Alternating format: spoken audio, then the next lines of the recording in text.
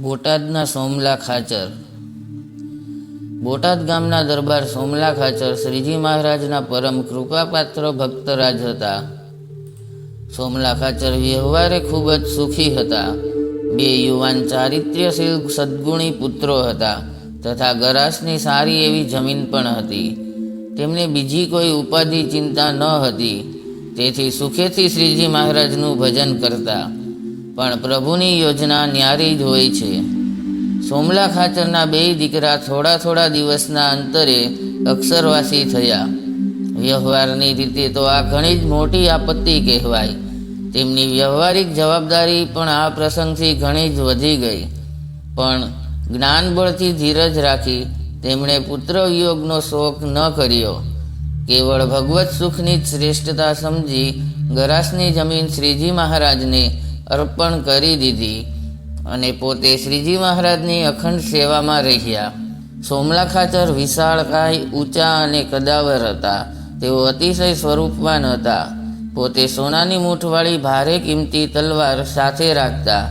પરંતુ શ્રીજી મહારાજની સેવામાં રહ્યા પછી આ બધો ઠાઠમાઠ તેમણે છોડી દીધો અને સફેદ કપડાં પહેરી લીધા. પાર્ષદ તરીકે મહારાજની તેઓ સેવા કરવા લાગ્યા. તેમના મનમાં કોઈ પણ પ્રકારનો ડર કે ભય ન હતો. શૂરવીરતાપૂર્વક હિંમતથી દરેક પ્રકારની મહારાજની સેવા કરતા. શ્રીજી મહારાજ ગમે તેવું કાર્ય સોંપે, દૂર મોકલે તો પણ જતા અને કાર્ય સિદ્ધ કરીને જ આવતા. આવા કાઠીઓને પ્રેમથી વશ કરી પોતાની આજ્ઞામાં ટૂંક વર્તાવવા એ પણ શ્રીજી મહારાજનું એક અસાધારણ ઐશ્વર્ય હતું. સોમલા ખાચરની શૂરવીરતા અનેક પ્રસંગે દેખાતી. ખોખરા મહેમદાવાદમાં લોલંગર બાવાએ શ્રીજી મહારાજને જે ઉપાધિ કરવા ધારી હતી તે પ્રસંગે સોમલા ખાચરની શૂરવીરતાનું સૌને દર્શન થયું હતું. શ્રીજી મહારાજના ચારિત્ર્યશીલ પરમહંસોની નિર્માની, વ્યસન મુકાવનાર ને સદ્ધર્મ પ્રવર્તાવનારની સુંદર છાપ સહન ન કરી શકવાથી વૈરાગી બાવાઓએ તેમને અનેક પ્રકારના કષ્ટ આપ્યા. આ સંતોને ગાળો દેવી, વસ્ત્રો તથા પાત્રો ફોડી નાખવા, માર મારવો એ એમનો નિત્યક્રમ થઈ ગયો હતો. ખોખરા મહેમદાવાદ ગામમાં શ્રીજી મહારાજ 500 પરમહંસો સાથે પધાર્યા તે વખતે ત્યાંનો લોલંગર બાવો ભારે કોપાયમાન થયો. સ્વામિનારાયણને પકડવાનો ખરો લાગ આવ્યો છે એમ જાણી શ્રીજી મહારાજને પકડવા પોતાના શિષ્ય મંડળ સાથે ધસી આવ્યો.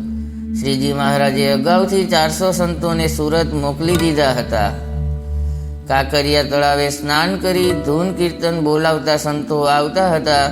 તે સમયે બાવાઓ હથિયાર સાથે આવી પહોંચ્યા. મારો કાપો, બીજી વાત નહીં એમ બોલવા લાગ્યા. એક સત્સંગીને તલવાર મારી ત્યાં તો સિંહ સમાન સોમલા ખાચર બીજા પાડાઓ સાથે છૂટ્યા. હથિયાર સાથે ઝપાઝપી થઈ 4 આગેવાન બાવાઓને તાત્કાલિક ચોકમાં ઢાળી દીધા અને ભંગાણ પાડ્યું. સૌ બાવાઓ ભાગી ગયા.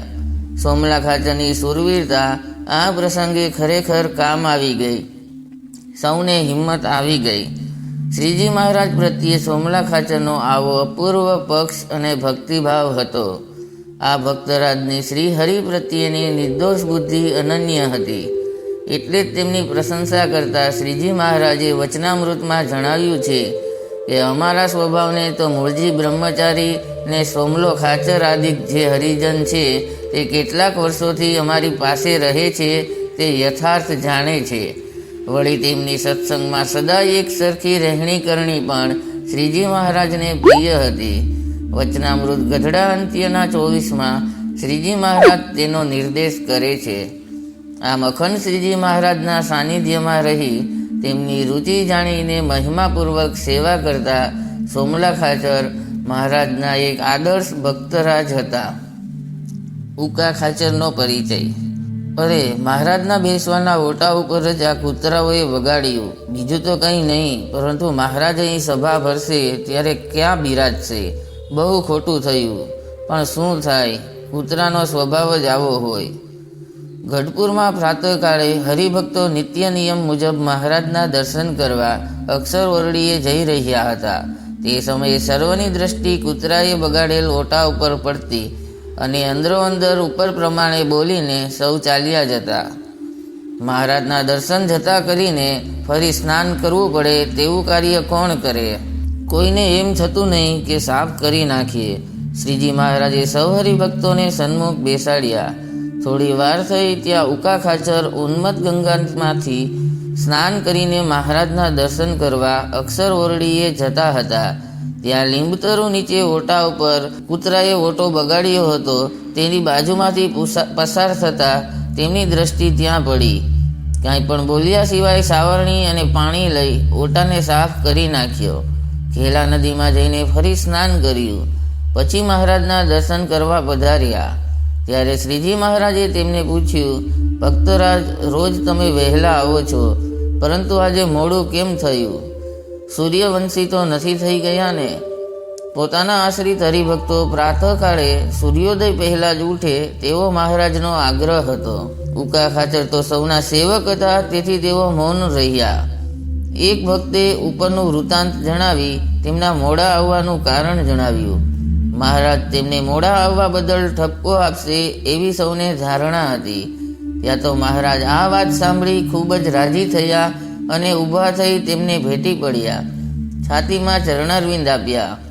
સર્વ સત્સંગીઓને સંબોધીને મહારાજ બોલ્યા, તમે બધાએ લીંબતરુ નીચેના ઓટાને કૂતરાએ બગાડીને ગંદો કર્યો તે જોયું હતું, તેમજ પરસ્પર વાતો પણ કરી, છતાં તે સાફ કરવાનો સંકલ્પ કોઈને થયો નહીં.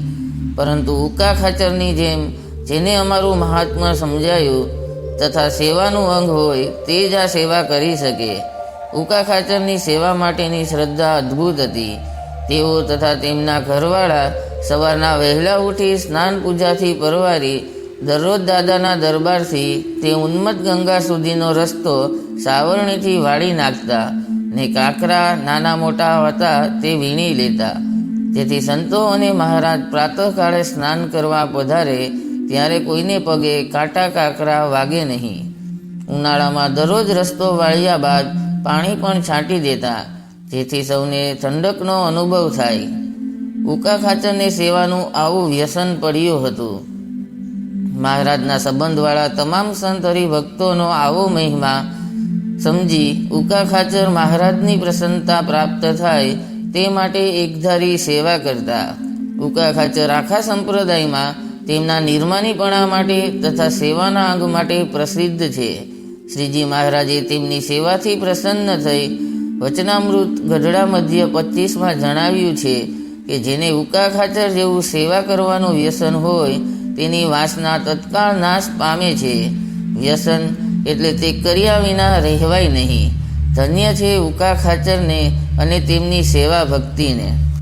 જય સ્વામિનારાયણ.